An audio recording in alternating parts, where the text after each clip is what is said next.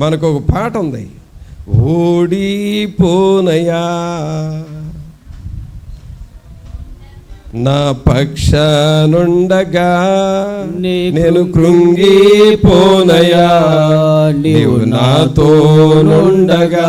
మరలానండి, నేను ఓడిపోనయా నా పక్షానుండగా నేను కృంగిపోనయా నీవు నాతోనుండగా.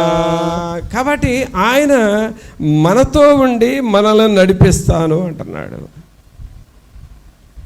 ఇది మొదలుకొని నేను మిమ్మును ఆశీర్వదించదను, ఈ ప్రజలను ఇది మొదలుకొని నేను మీతో ఉంటాను. మీరు కరువులో ఉన్నారా, మీకు సమృద్ధిని ఇస్తాను. మీరు చెరలో ఉన్నారా, మీకు స్వతంత్రత ఇస్తాను. మీరు బాధలో ఉన్నారా, మిమ్మల్ని విడిపించి బయటికి తీసుకొని వస్తాను. మీరు మందిరానికి పునాది వేశారు, కట్టాలి అని అనుకున్నారు, కట్టడం మానేశారు. పునాది వేశారు కానీ ఆపేశారు. ఆ ఆగిపోయిన పునాదుల దగ్గర నుండి నేను మరలా మీకు మందిరం కడతాను అని ఈ ప్రజలతో వాగ్దానం చేస్తూ ఉన్నాడు. ఇప్పుడు మనం చేయాల్సింది ఏంటంటే, ఎలాగూ దేవుడు మనల్ని ఆశీర్వదిస్తాడు, ఎలాగూ మనతో ఉండబోతున్నాడు. చూడండి, ఒక్కసారి మనందరికీ బాగా తెలిసిన ఫెమిలియర్ వర్స్ దేవుని వాక్యాన్ని చూద్దాం. యెషయా గ్రంథము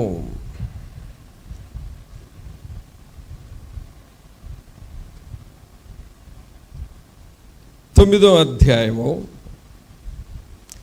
6వ వచనం.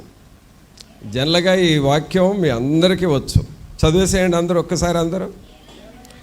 ఏలయనగా మనకు శిశువు పుట్టెను, మనకు కుమారుడు అనుగ్రహింపబడెను, ఆయన భుజము మీద రాజ్యభారముండును. ఆశ్చర్యకరుడు ఆలోచనకర్త బలవంతుడైన దేవుడు నిత్యుడగు తండ్రి సమాధానకర్తయగు అధిపతి అని అతనికి పేరు పెట్టబడును. జనరల్గా ఈ వాక్యాన్ని ఏ టైంలో చూస్తాం మనం? క్రిస్మస్ టైంలో, ఈ సెమీ క్రిస్మస్లు, క్రిస్మస్ ఆరాధనలు చేసేటప్పుడు ఏలయనగా మనకు శిశువు పుట్టెను, మనకు కుమారుడు అనుగ్రహింపబడెను అని దాదాపుగా ఆ నెలంతా చెప్పుకునే వాక్యం. అంటే ఎవరు పుట్టారు? కుమారుడు పుట్టాడు. ఎవరు పుట్టారు? శిశువు పుట్టాడు. ఆయన మనకేమై ఉన్నాడు? ఆశ్చర్యకరుడై ఉన్నాడు, ఆలోచనకర్త అయి ఉన్నాడు, బలవంతుడైన దేవుడై ఉన్నాడు, నిత్యుడగు తండ్రి అయి ఉన్నాడు, సమాధానకర్తయగు అధిపతి అని ఆయనకు పేరు పెట్టబడి. ఇలాగూ ప్రభు మన కొరకు జన్మించాడు. అయితే ఆయన పుట్టిన దగ్గర నుండి, ఆయన మన మధ్య జన్మించిన దగ్గర నుండి, ఆయన మనతో ఉన్న దగ్గర నుండి ఏమంటున్నాడంటే, కింద వచనం 7వ వచనంలో ఇది మొదలుకొని, చదవండి ఆ మాట, అవసరం లేదు, ఆ ఒక్క పదం చాలు. అక్కడ కనెక్షన్ అంటారు. ఇది మొదలుకొని అని అంటే ఇది ఒక కంజంక్షన్, ఇది ఒక కంజంక్షన్. ఇది మొదలుకొని అనగా ఇది ఒక కంజంక్షన్. ఏంటి ఆ కంజంక్షన్ అంటే, మితి లేకుండా దానికి వృద్ధియు క్షేమమును కలుగునట్లు సర్వకాలము దావీదు సింహాసనమును రాజ్యమును నియమించును, న్యాయము వలనను నీతి వలనను రాజ్యమును స్థిరపరచును, అతడు సింహాసనాసీనుడై రాజ్య పరిపాలన చేయును, సైన్యములకు అధిపతియగు యెహోవా ఆసక్తి కలిగి దీని నెరవేర్చును. ఇక్కడ మీరు ఇదే సెంటెన్స్ని ఇంకా క్లారిటీ కోసం ఎలా చదవండి మీరు. ఇది మొదలుకొని అనే మాట దగ్గర ఇక్కడ యెహోవా ఆసక్తి కలిగి దీనిని నెరవేర్చును అని ఒకే సెంటెన్స్గా చదువుతున్నాను. చూడండి, జాగ్రత్తగా గమనించండి. మీరు కంపల్సరీ చదివే వర్స్ చదవాలి, చూడాలి, లేకపోతే అర్థం కాదు. మొదటి పదం ఇది మొదలుకొని, ఆఖరి పదం యెహోవా ఆసక్తి కలిగి దీనిని నెరవేర్చును. ఇప్పుడు ఈ మొదటిది ఆఖరిది చదువుతున్నాను. ఇది మొదలుకొని యెహోవా ఆసక్తి కలిగి దీనిని నెరవేర్చును. దేవుడంట ఆసక్తిగా ఉన్నాడంట. దేవుడు దీవించటానికి, వృద్ధినివ్వటానికి, క్షేమమునివ్వటానికి, రాజ్యాన్ని స్థిరపరచటానికి, మన పక్షముగా దేవుడు తన పని చేయటానికి ఆయన ఆసక్తిగా ఉన్నాడు. He is very interesting. English Bible ఎవరి దగ్గర తెచ్చారు? English Bible. ఆసక్తి అనే పదము దగ్గర వెరీ ఇంట్రెస్టింగ్ అని ఉంటుంది. చాలా ఆసక్తిగా ఉన్నాడు దేవుడు. దేవుడు మనకేదో చేయాలి అని. ప్రియరా, మనం దేవుని కొరకు ఒక మందిరాన్ని కట్టాం. మనం దేవుని కొరకు ఇది చేశాం కాబట్టి ఆయన మనకేదో చేయాలని ఆసక్తిగా ఉన్నాడు. ఆమేన్. మనం దేవుని పనిని చేశాము కాబట్టి దేవుడు మన పక్షంగా ఏదో చేయాలని చూస్తూ ఉన్నాడు. మనమందరము పని చేశాం, మనమందరము ఆర్థికంగా సహాయపడ్డాం, మనమందరము ప్రార్థన చేశాం, మనవంతుగా ఏదో ఒకటి పార్టిసిపేషన్ మందిరంలో మనం తీసుకున్నాం, మనమందరము దేవుని కొరకు ఇది చేశాము. అందుకని ఇది మొదలుకొని యెహోవా ఆసక్తి కలిగి దీనిని చేయబోతా ఉన్నాడు. ఎప్పుడయ్యానంటే ఆయన మన మధ్య ఉన్నాడు. యేసు మాతో నీవుండగా మేము అలసిపోలేమయ్యా. చప్పట్లు కొడదాం. యేసు మాతో నీవుండగా మేము అలసిపోలేమయ్యా. అంత నీవే చూచుకుంటావు, అంత నీవే చూసుకుంటావు, అంత నీవే చూసుకుంటావు, అంత నీవే చూసుకుంటావు. యేసు మాతో నీవుండగా మేము అలసిపోలేమయ్యా. యేసు మాతో నీవుండగా మేము అలసిపోలేమయ్యా. కావున పిల్లరా, 6వ వచనంలోనేమో యేసయ్య జన్మించాడు, మనతో ఉన్నాడు. 7వ వచనంలో ఆశీర్వాదం స్టార్ట్ అయింది. 6వ వచనంలో ఆయన మనతో ఉన్నాడు. 7వ వచనంలో వృద్ధి, క్షేమము స్టార్ట్ అయింది. అంటే ఇది మొదలుకొని 7వ వచనంలో ఏమంటున్నాడు? ఇది మొదలుకొని అనగా ఎప్పుడైతే దేవుని సన్నిధి నీతో ఉంటుందో, ఎప్పుడైతే ప్రార్థనాపూర్వకంగా మనం ఉంటామో, ఎప్పుడైతే దేవుని వాక్యాన్ని గౌరవిస్తూ ఉంటావో, ఎప్పుడైతే దేవుని వాక్యానికి లోబడుతూ ఉంటామో, ఎప్పుడైతే దేవుని పనిని శ్రద్ధగా చేస్తావో, ఎప్పుడైతే దేవుని మందిరం విషయమై భారం తీసుకుంటావో, ఎప్పుడైతే మందిరంలోనికి వచ్చి నువ్వు ప్రార్థన చేస్తూ ఉంటావో, ఎప్పుడైతే షిలోహు మందిరంలో హన్నా ప్రార్థన చేసినట్లుగా మనం ప్రార్థన చేస్తామో, ఎప్పుడైతే యెహోషాపాతులాగా మందిరంలోనికి వచ్చి దేవా నీవే దిక్కు, మాకు వేరే దిక్కు లేదు అని అడుగుతామో, అప్పటి నుండి ఆయన నీకు వృద్ధిని, క్షేమాన్ని ఇస్తాడు.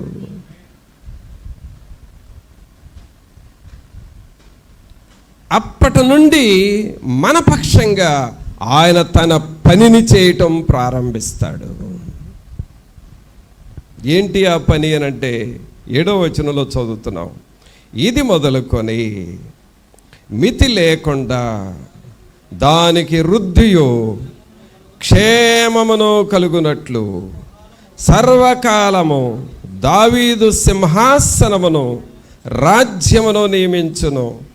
న్యాయము వలనను నీతి వలనను రాజ్యమును స్థిరపరచుటకు అతడు సింహాసనాసీనుడై రాజ్య పరిపాలన చేయును. సైన్యములకు అధిపతియగు యెహోవా ఆసక్తి కలిగి దీనిని నెరవేర్చును. ఆసక్తి, ఇక్కడ ఆసక్తి అనేది మనకు కాదు పిల్లరా, దేవునికి ఉంది ఆసక్తి. అది మనం గమనించాలి. దేవునికి ఆసక్తి. మనం మందిరంలోకి వచ్చాం, మోకరించాం, ప్రభా ఈ పరిస్థితుల్లో నేను మీ దగ్గరకు వచ్చి ప్రార్థన చేస్తున్నానయ్యా అని అడిగావు. అడిగినప్పుడు అక్కడ దేవుడికి ఆసక్తి వస్తుంది. నేను వెళతాను, ఆ బిడ్డ కన్నీరు తుడుస్తాను. యెహోషాపాతుకు సహాయం చేశాడు మందిరంలో ప్రార్థన చేసినప్పుడు. హన్నాకు సహాయం చేశాడు మందిరంలో ప్రార్థన చేసినప్పుడు. జకరియా ఎలిజబెతులకు సహాయం చేశాడు మందిరంలో ప్రార్థన చేసినప్పుడు. దావీదుకు సహాయం చేశాడు మందిరములో ప్రార్థన చేసినప్పుడు. అనగా దేవుని మందిరములోనికి వచ్చి అలాగు వారు ప్రార్థన చేశారు. ఎప్పుడైతే మనం అలాగూ దేవుని వైపు చూస్తూ ఉన్నామో, ఆయన ఆసక్తి కలిగి అక్కడ నుండి ప్రార్థన చేసిన దగ్గర నుండి, దేవుని కొరకు ఎదురు చూస్తున్న దగ్గర నుండి ఆయన మనకు సహాయం చేయడానికి సిద్ధమయ్యాడు. అందుకని ఇశ్రాయేలుతో హగ్గయి ప్రవక్త ద్వారా అంటున్నాడు, ఇది మొదలుకొని నేను మిమ్మును ఆశీర్వదించదను. ఇంకా దేవుని ఆశీర్వాదం ఎలా వస్తుందో చూద్దాం పిల్లరా. దేవుని వాక్యములో నుండి 131వ కీర్తన చూడండి.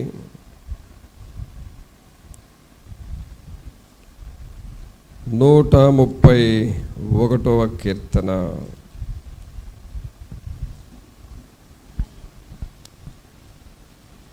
3వ వచనం చూడండి. 3వ వచనం, ఇశ్రాయేలు ఇది మొదలుకొని నిత్యము యెహోవా మీదనే ఆశ పెట్టుకొనుము.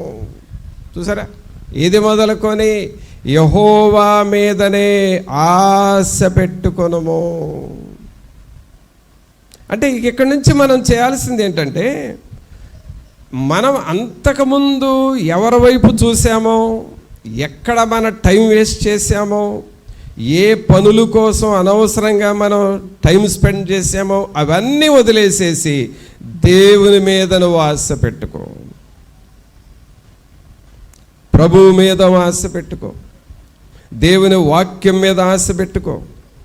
పరిశుద్ధాత్ముడు నాకు సహాయం చేస్తాడు, ఆయన నాకు తప్పకుండా, నాకు నా కుటుంబానికి పిల్లలకు సహాయం చేయగలిగిన దేవుడు అని ఆయన మీద మనం ఆశ పెట్టుకుందాం.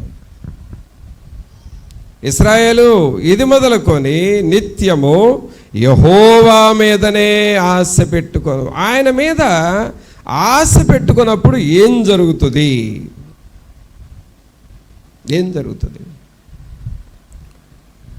నీవే నా దిక్కు, నీవే నాకు తోడు, నీవే నాకు ఆధారము అని మనం దేవుని మీదే ఆశ పెట్టుకొని అంటున్నాం. ఆయన ఏం చేస్తాడు చెప్పండి? వదిలిపెడతాడా?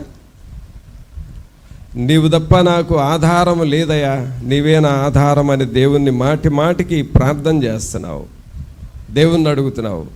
నిన్నేం చేస్తాడు ఆయన? వదిలేస్తాడా? నిన్ను పట్టినట్టుకుంటాడా?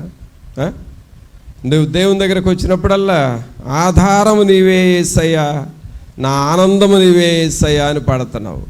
ఆధారం నీవే యేసయ్యా, నాకు ఆనందం నీవే యేసయ్యా, ఆధారం నీవే యేసయ్యా, నాకు ఆనందం నీవే యేసయ్యా అని పాడుతున్నావు. నీవే నా ఆధారం ప్రభా, ఈ వృద్ధాప్యంలో నీవే నా ఆధారం, ఈ కష్టకాలంలో నీవే ఆధారము, ఈ శ్రమల్లో నుండి నీవే ఆధారం, అన్ని పరిస్థితులకి నీవే నా ఆధారం అని దేవుణ్ణి అడుగుతూ ఉన్నావు. నువ్వు అడిగే టైంలో నీ మనస్సాక్షి నిన్నేమంటుందంటే, నువ్వు ఇలాగ అడగటానికి అర్హుడు కాదు, నువ్వు ఇలాగ అడగటానికి అర్హురాలు కాదు, యు ఆర్ నాట్ ఎలిజిబుల్, ఎందుకంటే నీకు దేవునితో మాట్లాడే అంత ఆ క్వాలిటీ నీ దగ్గర లేదు అని మనస్సాక్షిని గద్దించినా సరే, సాతానుడు అలాగూ నిన్ను గిల్టీ కాన్షియస్లో పెట్టినా సరే, నువ్వు అడుగుతున్నావు కాబట్టి ఆ కరుణామయుడు, ఆ దయామయుడు, ఆ ప్రేమామయుడు, ఆ క్షమించే దేవుడు నువ్వు మాటి మాటికి అడుగుతున్నావు కాబట్టి, నువ్వు ఆయన మీద ఆశ పెట్టుకున్నావు కాబట్టి నీకేం చేస్తాడో తెలుసా? చూడండి ఏం చేస్తాడు. 125వ కీర్తన, 125వ కీర్తన. ఆయన ఏం చేస్తాడు అనంటే 2వ వచనం చదవండి. యెరూషలేము చుట్టూ పర్వతములున్నట్లు యెహోవా ఇది మొదలుకొని నిత్యము తన ప్రజల చుట్టూ ఉండును. ఆమేన్. అందరూ మీ కుడి చేయి పైకి లేపి చెప్పండి, తన ప్రజల చుట్టూ ఉండును. ఆమేన్, ఆమేన్. ఒకసారి ఫ్రంట్ 2 లైన్స్ వరకు తొందరగా వచ్చేసేయండి జెంట్స్, ఇక్కడ రండి. చూడండి దేవుని వాక్యం, రండి త్వరగా త్వరగా. యెహోవా తన ప్రజల చుట్టూ ఉండును. రండి, నువ్వు కూడా రా. సండే స్కూల్ పిల్లోడు ఎందుకు సిగ్గుపడతావు? చూడండి, ఇప్పుడు ఇది టేబుల్. ఈ టేబుల్ యెరూషలేము అనుకుందాం. ఈ టేబుల్ అంటే ఏ ఊరండి? ఇది యెరూషలేం. యెరూషలేం అంటే దేవుని ప్రజలు ఎక్కడ ఉంటారు. అలాగే వీళ్ళు పాటలు పాడుకుంటారు, యెరూషలేం పట్టణస్థులు. వీళ్ళు దేవుని వాక్యం చదువుకుంటారు, వింటారు, ఎప్పుడు ప్రార్థన చేస్తారు. వీళ్ళు అసలు యెహోవా నామం తప్ప వేరే నామమే వీళ్ళకి తెలియదు. ఎప్పుడు యెహోవా నా బలమా, యథార్థమైనది నీ మార్గం, పరిపూర్ణమైనది నీ మార్గం, యెహోవా అని అంటారు. రండి ప్రశాంత్, రండి, ఇంకా చాలరు నాకు ఇక్కడ జనం. కాబట్టి ఇలాగూ వాళ్ళు ఈ యెరూషలేము పట్టణములో ఈ ప్రజలందరూ దేవా నీవే నా దేవుడు, నీవే నా రక్షకుడు అని చెప్పుకుంటూ ఉంటారు. తర్వాత బైబిల్ చదువుతూ ఉంటారు, పాటలు పాడుతూ ఉంటారు. ఈ యెరూషలేము చుట్టూ ఈ ఇరాక్కోడు వచ్చి, ఏయ్ నీ సంగతి చూస్తా, నీ మీద యుద్ధం చేస్తా, నీ ఫోటో అంటే నీ మ్యాప్, ఇస్రాయేల్ అనే మ్యాప్ అసలు ప్రపంచంలో లేకుండా చేస్తా, నిన్ను నా స్వాధీనం చేసుకుంటా అని ఇరాక్కోడు అంటాడు. ఇంకొకడు ఇరానోడు వచ్చేసి, ఇస్రాయేల్ దేశం మిమ్మల్ని చూడండి, మీరెంత, మీ బిసాద్ ఎంత, నేను మిమ్మల్ని స్వాధీనం చేసుకున్నాను ఇరానోడు అంటాడు. ఆ చుట్టుపక్కల వాళ్ళందరూ బయలుదేరు, పాలస్తీనావుడు అంటాడు. వీళ్ళందరూ అంటారు యెహోవా నా బలమా అని అంటారు. వాళ్ళేం బెదిరిస్తారు, వీళ్ళేమో నీవు నా బలం, నీవే నా దేవుడు, నీవే నా రక్షకుడు, నువ్వు తప్ప నాకు వేరేది లేదు, మీరే మా ఆశ్రయము, యెహోవా అనే నామము, ఆయన ఆశ్రయ దుర్గం, ఆయన బలము, ఆయన బలమైన కోట, నీవుండగా, నీవు నాకుండగా నాకు ఇంకా దిగులు లేదు, నాకు భయం లేదు అని వీళ్ళు పాటలు పాడుకుంటారు. ఏ పట్టణస్థులు వీళ్ళు? యెరూషలేము పట్టణస్థులు. ఆమేన్. ఒక్కసారి చవట కొట్టాడు. యెరూషలేము పట్టణస్థులు శ్రమలు వచ్చినప్పుడు ఎవరి వైపు చూస్తున్నారు? దేవుని వైపు చూస్తున్నారు. వీళ్ళకి ఇబ్బందులు వచ్చినప్పుడు ఎవరి వైపు చూస్తున్నారు? దేవుని వైపు చూస్తున్నారు. యుద్ధాలు వచ్చినప్పుడు ఎవరి వైపు చూస్తున్నారు? దేవుని వైపు చూస్తున్నారు. కృంగుదల వచ్చినప్పుడు, సైన్యాలు వచ్చి మీద పడుతున్నప్పుడు దేవుని వైపు చూస్తూ ఉన్నారు. అందుకు ప్రభు అంటున్నాడు, మీరు నా వైపు చూస్తున్నారు కాబట్టి యెరూషలేము చుట్టూ పర్వతములున్నట్లు యెహోవా ఇది మొదలుకొని తన ప్రజల చుట్టూ ఉండరు. ఇప్పుడు నాతో తిరగండి వరుసనే. ఇప్పుడు ఈ పట్టణం ఏ పట్టణం? ఇది యెరూషలేం పట్టణం. ఇప్పుడు అంటున్నాడు, చదవమ్మా త్వరగా చదవండి ఆ పాయింట్. యెరూషలేము చుట్టూ పర్వతములున్నట్లు యెహోవా ఇది మొదలుకొని నిత్యము తన ప్రజల చుట్టూ ఉండను. ఇదిగో యెరూషలేమా, నీ చుట్టూ నేనున్నా, నువ్వేం భయపడొద్దు. యెరూషలేమా, నువ్వు పాటలు పాడుతున్నావు, నీ చుట్టూ నేను ఉన్నా, నువ్వేం భయపడద్దు. యెరూషలేమా, నీకు యుద్ధాలు వచ్చినాయా, నీతో నేను ఉన్నా, నీ చుట్టూ తిరుగుతున్నా చూసుకో. మేము మా దూతలము మీ చుట్టూ తిరుగుతున్నాం చూసుకో, నువ్వేమి భయపడొద్దు. యెరూషలేమా, నీతో నేను ఉన్నా, ఎవడు నిన్ను జయించలేడు, నీ చుట్టూ నేను తిరుగుతున్నా. యెరూషలేము చుట్టూ పర్వతములు ఉన్నట్లు ఇది యెహోవా ఇది మొదలుకొని నిత్యము తన ప్రజల చుట్టూ ఉండును. ఆమేన్, ఆమేన్. చప్పట్లు కొట్టండి ఒకసారి. ఇదండి దేవుని కార్యక్రమం. అర్థమైందా? ఇప్పుడు మీరు యెరూషలేములో ఉన్నారు, మీరు తెనాలి వెళ్ళొచ్చు. పిల్లలు గమనించండి, యెరూషలేము చుట్టూ పర్వతములు ఉన్నట్లు ఇది మొదలుకొని నిత్యము తన ప్రజల చుట్టూ ఉండును. అర్థమైందా పిల్లరా? అనగా మనం చేయాల్సిన పని ఏంటంటే ఆయన వైపు చూడాలి, దేవుని వైపు చూడాలి. నీవు దేవుని వైపు చూస్తూ పాడు, దేవుని వైపు చూస్తూ ఆశ పెట్టుకో. నీ కుటుంబంలో ఏ పరిస్థితులు ఉన్నా సరే ఆయన వైపు చూడు, యెహోవా మీద ఆశ పెట్టుకో. ప్రభు అంటున్నాడు, యెరూషలేము చుట్టూ పర్వతాలు ఉన్నాయి. పర్వతము అంటే అర్థం ఏంటంటే అది ఒక బలమైన కోట. ఏ శత్రువు నీ మీదకి రాలేడు, నిన్ను ఎవరు ఏమీ చేయలేరు, ఏ అపాయము నీ మీదకి రాదు. సాతానుడు ఒకవేళ యోబును శోధించాడు చూడండి. దేవుడు సాతానుని ఏమడిగాడంటే, ఓ సాతానా, ఓ అపవాది, ఎక్కడి నుంచి వస్తున్నావు అని అడిగాడు. అడిగితే అపవాది అంది, నేను భూమి మీద అటు ఇటు తిరుగుతూ వస్తున్నాను అని అన్నాడు. అది ఎందుకు తిరుగుతుందయ్యానంటే, నీవు క్షేమముగా ఉండటం ఇష్టం లేక నిన్ను ఏదన్నా శోధనలో పడేయాలని. అది అపవాది ఉద్దేశం. నీవు ఆరోగ్యంగా ఉండటం ఇష్టం లేక నీకేదో ఒక శోధన, ఒక బలహీనత, ఒక అనారోగ్యం సృష్టించాలని. అది అపవాది ఉద్దేశం.